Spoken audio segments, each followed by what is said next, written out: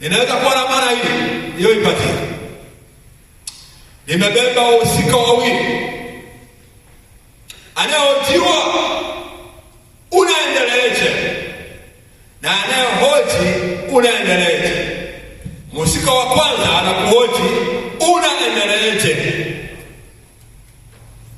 unahojiwa ninaendeleaje.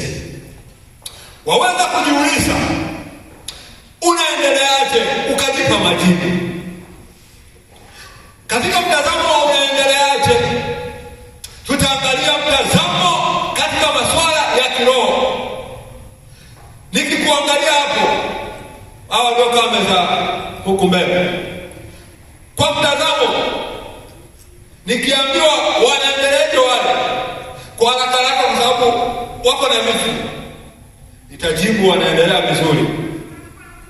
Lakini ukifuata mtu mmoja mmoja, utagundua ya kwamba kama ni uchumi anaendeleaje, ameshuka au amepanda.